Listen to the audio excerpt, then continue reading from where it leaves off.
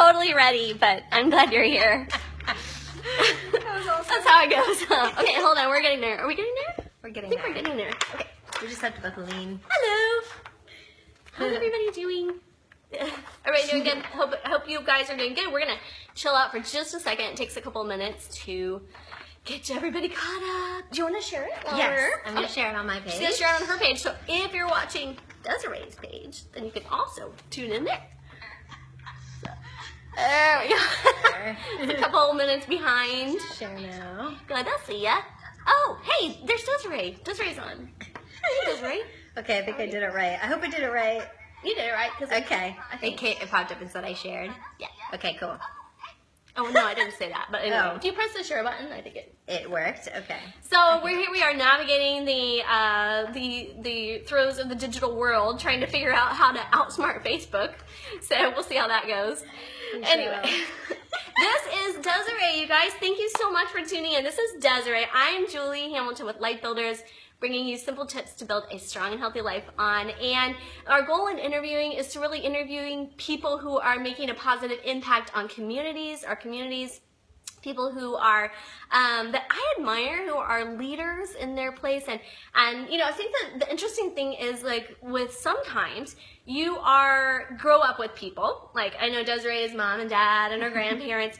But you know, when you're growing up with people, you don't realize sometimes all the greatness that is resting inside of them, right? But when you get older, you're like, wow, that is amazing. And that's one thing that Dezerai is somebody that I admire, and I think you guys are going to really love to hear from her. She is an awesome leader. She's got a heart for social justice, and she is a businesswoman, and she led the group I went to, Christian Women Entrepreneurs. Yeah. Is that what it was? Christian Women Entrepreneurs. And so she's just fantastic, and I think she's going to have a lot to speak into your life today, and I'm so glad that you guys are going to be able to hear her today. So let's get started. Dezerai Seitzer, you should follow her. Go to her page and follow her. She is awesome. So Dezerai, could you tell us a little bit about yourself, like 2 minutes, to kind of tell us about yourself and your growing up and all that kind of good stuff, so we have an idea of what you have going on in your life. Sure. So I was born and raised in Napa. Surprise! Surprise! When I moved away when I was 17, and I swore I would never come back, ever. I was like, nope, I will not. Like everybody. Yeah, like everybody. So true. You know, it's like Napa's so beautiful when you're an adult, but when you're a kid, it's kind of boring. Yeah. Especially when I was growing up. There's a lot more to do here now, but it was pretty boring. So I have lived a lot of places all over the world, but have come back to Napa now for 6 or 7 years, I think. And I live here with my husband, Jared, and we have a fur baby. He's 9, but he acts like a toddler. He's so cute. His name's Cash. He's a husky. And so, yeah, we live here in Napa. My husband is a wine buyer for a restaurant here in Napa. And I run a couple of businesses. So that's me in a nutshell. I only run a couple of businesses. A couple of businesses. I serve on our women's ministry team. Dezerai is awesome and busy. So Yes. we're so glad she had time for us today. When you were growing up, who do you think was your greatest influence? Tell us about that. That's such a great question. I feel like I had a lot of really great influences. Okay. I have a really amazing family, strong family, and they really instilled value in me and really focused on growing me in my skills and abilities and potential. And but I also had such a great church community, specifically like of women who were always just involved in my life, you know, kind of like second moms. Yeah.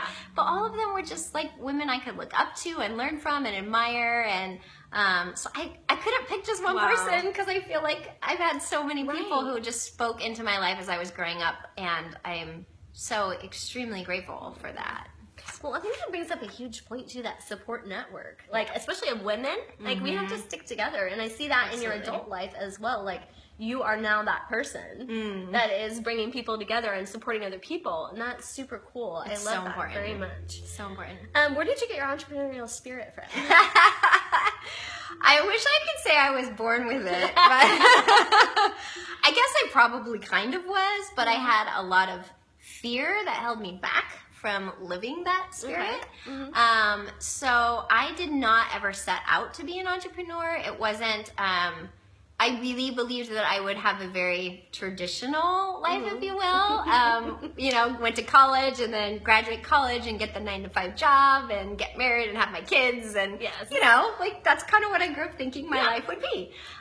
So I think that I've always had kind of an adventurous spirit. But I think that the entrepreneurial thing really kind of kicked in only recently, like probably only in the last, I don't know, 5 years? Yeah, for sure. Probably about 5 years that it really kicked in, and I just kind of came to the point that I decided I'm really sick of working for other people. I really want my own thing. I just thought, you know, it was right after Jared and I moved from living overseas. We were overseas for almost 3 years. And I came back and I thought, you know, it's now or never. Like, now's the perfect time. I don't have a job. I don't have any connections with anything. And I may as well just take the leap and give it a try. Because if I don't do it, I'll regret it. Yes. And if I do it and it fails, I can always go back and get a 9-to-5 job. So I kind of felt like I don't really have a lot to lose at this point. So I think that, you know, doing that first job and launching that first business has been the catalyst to that entrepreneurial spirit of, this is what I want. This is helping move me in the direction I want my life to be. And just realizing that you can do it. It's probably like the hardest part is just realizing like it's not terrifyingly hard. Yes. Like you think if you fail, it's going to destroy your life, but it's not. Absolutely. You know, so Absolutely. I love that so much. Yeah. So I want to talk, this is a question that fascinates me, something that really fascinates me about Dezerai, because I think it's really interesting, and I want to hear your take on this. Okay. Most of us, when we get into like a service or a direct sales or a product industry, hey Kristen, good to see you. We tend to stick with that. So we kind of understand the ins and outs of that business. Now, this is what's fascinating about Dezerai is she has owned a product business. She has owned a service business and also done direct sales. So tell me, show me the pros and cons. What do you feel like is a good fit for you? And like, tell me a little bit about the differences between each of those and how you, like, people watching, I want them to understand like how they're all different. So we're in service. Like, I've never had a product. I wanted to have a product, but now when I'm talking to Dezerai, I'm like, oh my gosh, product-based business is hard. So tell me about that. Tell us about like those 3 different areas that you've worked in. I'm interested to hear about this. So I started, my first business was the product-based business. I had a tea company. And the tea company was really my way of pursuing my heart passion, which was to be able to give back to a lot of the nonprofits that I had met and worked with when we were overseas. And so I thought, okay, well, what can I do? And what I came up with was the idea to sell tea that gives back to nonprofits. So I went through the process of building that business, and I would have to say it's definitely the hardest route to go. It is. All right, well, good to know. It's product-based businesses can work, and they do work, but it is a lot of money up front. Everything is purchased up front, so all the inventory, everything. So you're putting a lot of money out before anything's coming in, and then when it is coming back in, you're putting it back in to restock your product. So product-based business is one that I think it takes a long time to grow and develop and to be hugely successful at. You know, I think there's no product-based businesses that are just like overnight bazillionaires. Like, it's really not common. I'm sure there's that like one-off. Amazon. Right. I'm sure there's that one-off thing. But so the product-based business is really hard. But I did learn a lot from it. Okay. I learned a lot from it. And probably the most important thing I learned from it is that I love owning my own business, but I hated working alone. I hated it. I'm a people person. Okay. I'm a Big people difference. person. Yeah, huge difference. So that was one big factor for me. When I decided to transition out of that, I was like, man, I really love owning my own thing, but I really want to be with people. That's what I want to do. I don't want to sit at a desk and do numbers and, you know, figure out who I'm sourcing what from. And so that's the product-based side of it. Okay.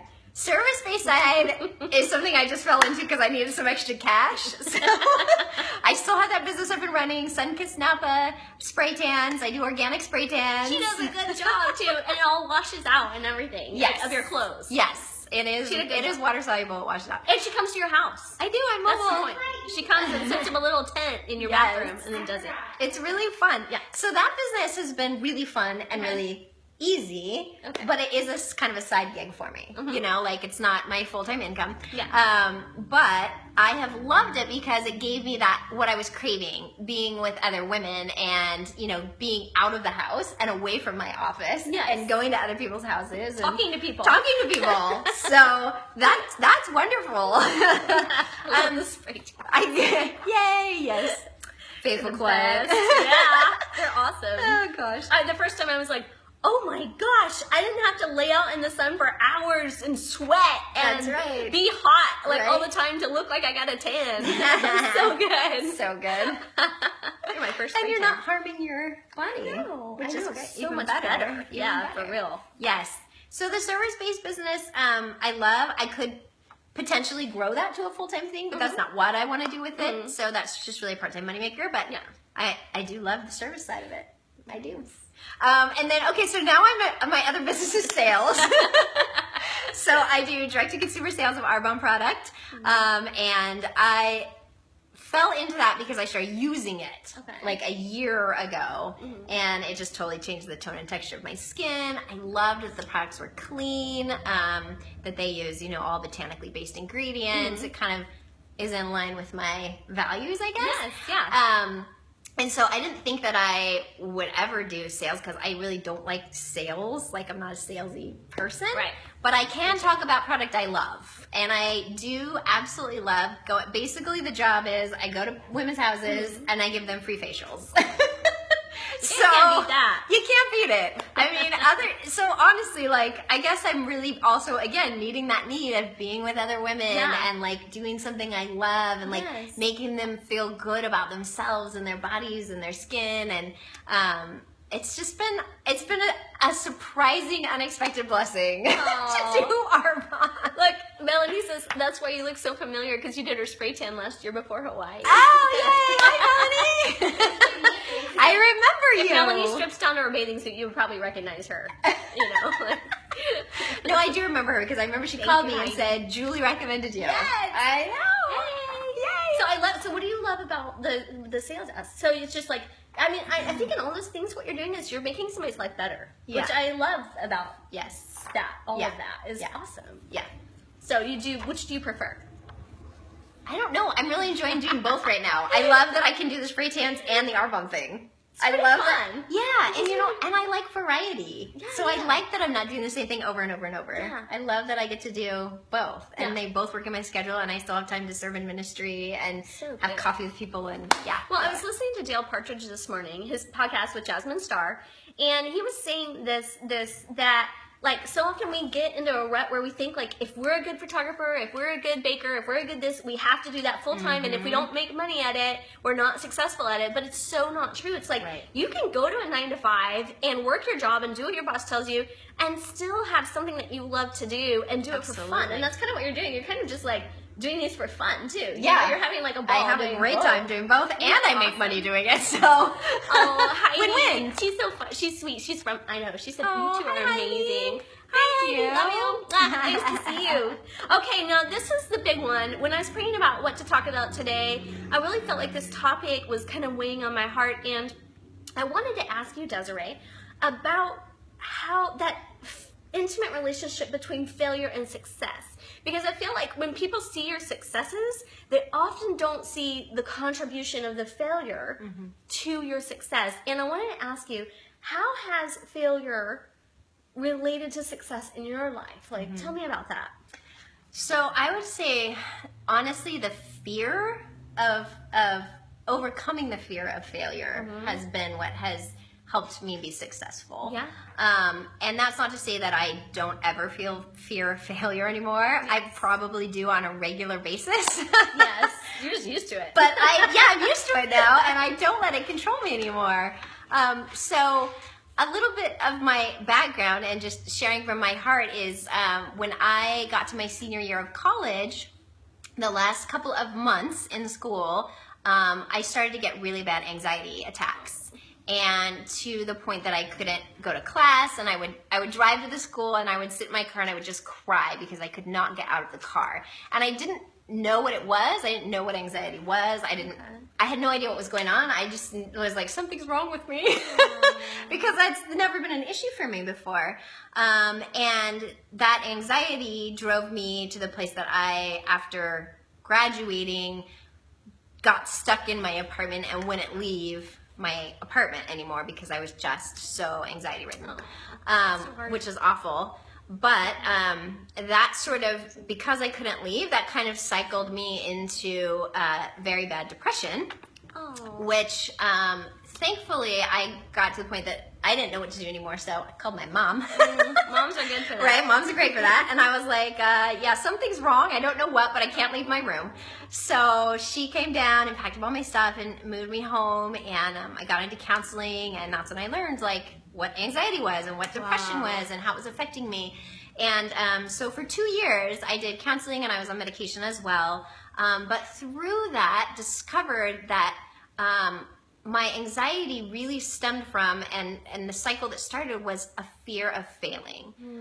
I got to the end of college. I didn't know what I was going to do. I had a lot of opportunity because it was before the downturn of the economy. So I had a ton of career options, and I didn't know which way to go because I was really so driven by this fear of, like, what if I pick the wrong thing? What if I take the wrong step and then fail at it? It just was like, that was too scary for me, and I felt safer just doing nothing. Yeah. Just doing nothing. And so it paralyzed me. And I did do nothing for quite a while, until I really began to heal and could see things more clearly, because it's, it's just this vicious cycle in your mind. If you've ever dealt with anxiety or depression, I know you shared about anxiety. It's just this huge vicious cycle in your mind. And even if it's a small thing, it becomes so big of a thing. So I really learned through that process to begin writing truth, to begin writing what is my fear, what am I afraid of, and what's the worst thing that could happen if I took this step. And so, okay, if I pursue this career, will anyone die? Like, that's really, right? Is that that is the worst thing that could happen? Somebody would die. It's like, okay, well, no one's gonna die. Okay, so cross that out. Okay, next. Like, what could possibly happen?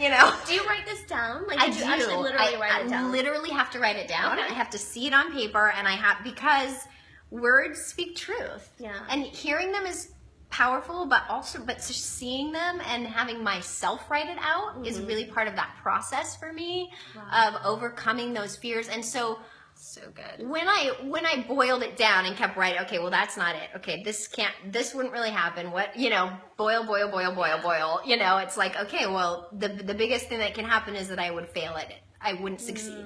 And if I don't succeed, what does that mean? Well, nobody dies, it's just like all these things that are just like so huge in your brain. I was like, okay, well, the worst that happens is if I don't succeed at this business, I go back and get a normal job.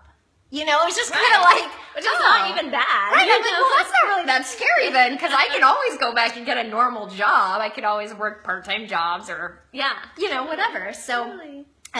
So really learning to reframe, I think, in my mind, my fear, and reframe what it means to fail.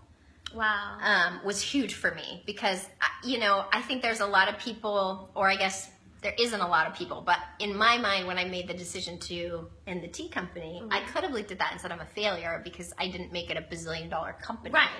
Right? But that wasn't it. It was a decision to end a company that I knew God was calling me to end. Right. And calling me into other things. And I think a lot of times, like you were saying earlier, we get in sort of this stuck pattern and we think this is what I'm supposed to be doing. I'm certain this is what I'm supposed to be doing. And then God calls us to something else and we're like, wait, but God, this is what I have. This is what I'm supposed to be doing. God's like, no, I have something else. But it's so scary to let go and take that step into faith that no, God does have something better for you. Yeah. And so really letting go of that fear and replacing it with like, okay, faith, like if this is what God is saying. Well, I think the thing is, like, we always, if something's unknown, we always picture it as worse than what we have. Even if it's better. Like, it's like when we moved here, And I just felt we were supposed to move here. We didn't have really any clients or anything. It's just out of the blue in the worst economy ever. Left a 6-figure job to move here and go full time in our business. And Jamie would be like, oh my gosh, if we end up homeless, you're in so much trouble.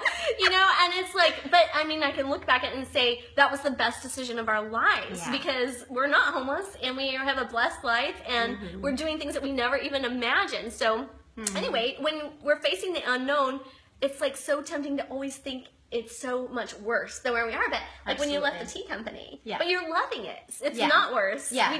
It's like what you said, like reframe your mind. What Nancy just said, it's like reframing your mind. Yes, absolutely. It's so good. Absolutely. Mindset is everything. Yes.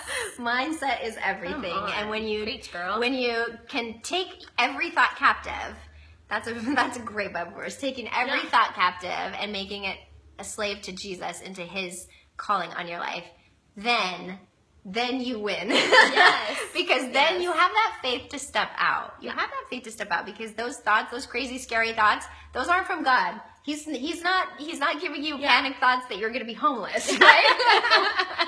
He's saying, no, trust me. Yes. Step out in faith. I'm not calling you to something that's going to end you up homeless, you know? But it's like Mark Batterson even says this about taking those thoughts captive. He says, it's not even about all the negative thoughts. It's also about the dreams that God puts in your heart. Yes. Like the positive things, like taking those captive and like hanging on to them and just like moving forward to them. And it applies in both ways. I never thought of that before. I was like, when he said that, I was like, oh my gosh, he's right. It's like the positive things too. Is he the one that says dreaming is planning with God? Probably. I don't know. He's all about dreams. I can't remember where I read that, but I love it. Dreaming I love it. Dreaming is planning with God because his plans are so much bigger than ours and beyond like our wildest dreams. So like the craziest, coolest thing you can dream, God's probably like planning it out, you know? I know. It's right. Like we never would have said, oh, we want to photograph celebrities or whatever. Right. And then he's hanging out with like Jason Derulo or I don't know, Gina Davis or whatever. But it's like we never would have imagined that at all. No. You know? Because you can't do it in the flesh. Those things are not possible in the flesh. Those things are Holy Spirit led and driven and we've been studying this. We've been talking this year a lot about potential in our women's ministry. And at the beginning of the year, our women's ministry leader had shared this message on potential, and she talked about the fact that we as humans, our physical potential, our mental potential is only so much, but the Holy Spirit has no limit on his potential. And so if the Holy Spirit is inside of you, that means that your potential is limitless because he is inside of you. And I just think, man, all those times that I get like freaked out about something, I love to remind myself of that. Like, wait a minute, I've got the Holy Spirit inside of me, and that potential is endless. Yes. So let's just walk in that. I love that so much. Oh, gosh, I really love that. I just want to ask you, I got a couple more questions, but I love, thank you for sharing, because I'm just loving this. Are you guys loving this? I am like eating this up. Joshua said two of my favorite people. Oh, we love you. Hi, Josh. He's the best. Okay, what is something, so I want to talk about this question, and then I'm going to ask you about the whole planning thing, so I'm super excited to find out about this. Great. What is something that you believe that most people don't believe? Or you think that most people don't believe? Oh my goodness. I know, it's a hard one. That's such a hard one. I know.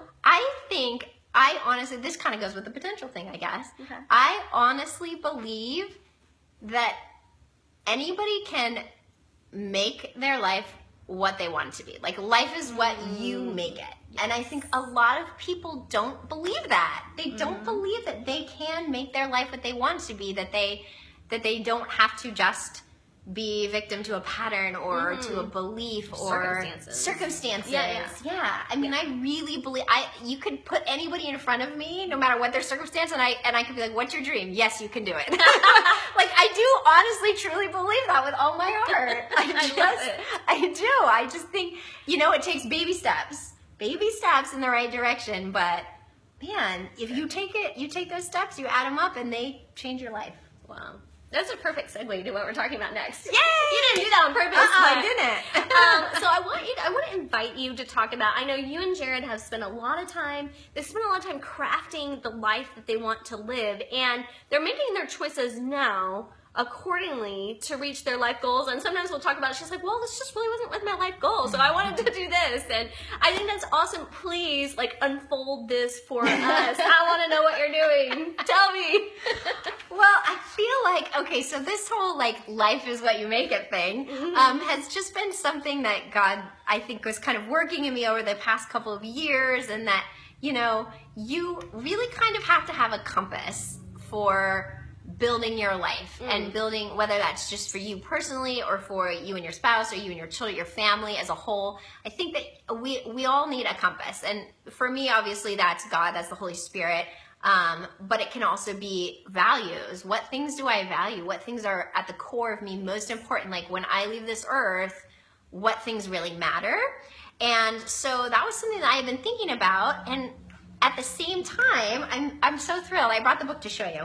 So I know you have talked about Michael Hyatt before. So he has an amazing podcast that you can listen to. But Michael Hyatt came out with this book called Living Forward.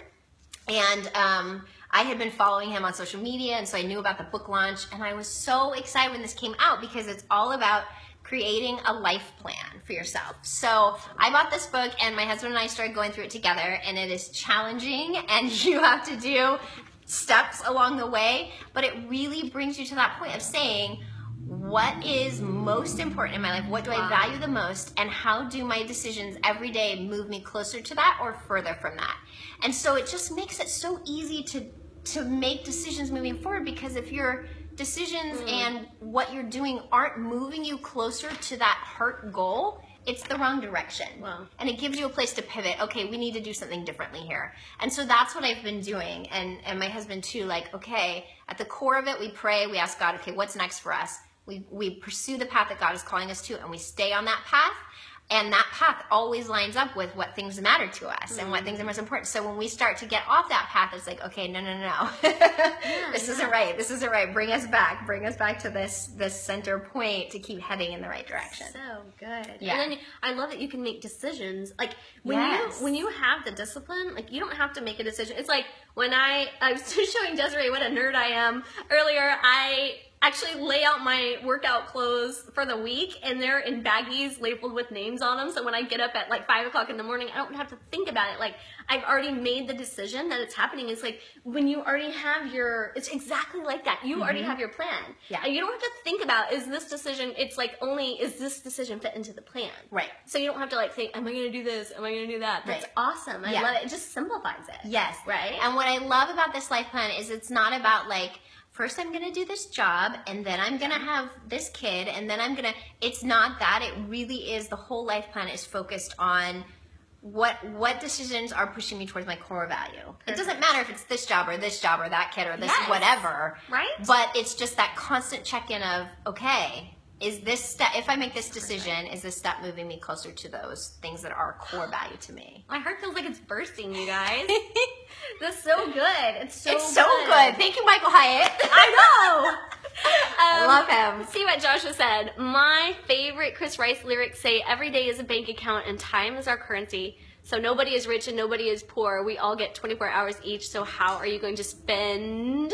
I don't know if there's more to it. Yeah, it just has 3 dots, but that's so good. Yeah. We all have the same amount of time every day, don't we? Absolutely. Like the same thing to do with our life, but we just make choices. Choices. That are different. It is, it's choices. And people can say, oh, you're so lucky, or like, you have so many favorite. It's not. It's not. It's hard work and choices. That's what Absolutely it is. it is. So, okay, Dezerai, Yes. let's pretend this is the last question. Okay. Well, tell people where they can find you first, and then the last question. Okay, so you can find me on Facebook as Dezerai Seitzer. You can also find me on Facebook as Sunkiss Napa. You can find me on Instagram as Sunkiss Napa, as Arbonne Dezerai.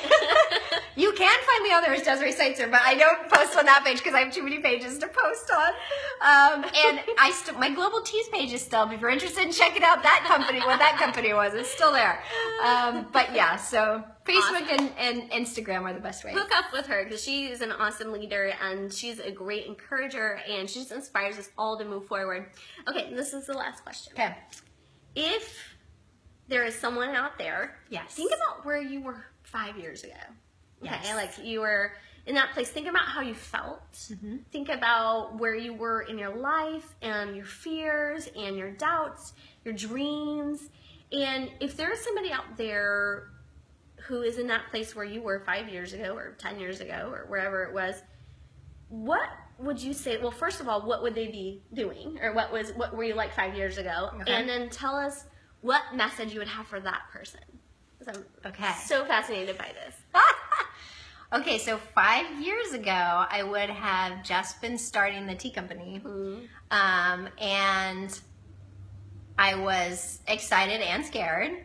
But again, I had kind of come to that place where I was like, oh, I have nothing to lose. I'm going to give it a go. And so I knew nothing about starting a business. I didn't have the first clue how to start a business. All I knew is that I had heard once that you should write a business plan, which I was like, I wonder how you do that. You should, probably. So I Googled how to write a business plan, as you do. And thankfully, a resource came up in Napa, and I know every city you're in has one of these. It's called a Small Business Development Center. And they offered a course, a one-day course on how to write a business plan. So that's what I did. I signed up for it. And I thought, well, this is what I have to do first, right? This is my first step.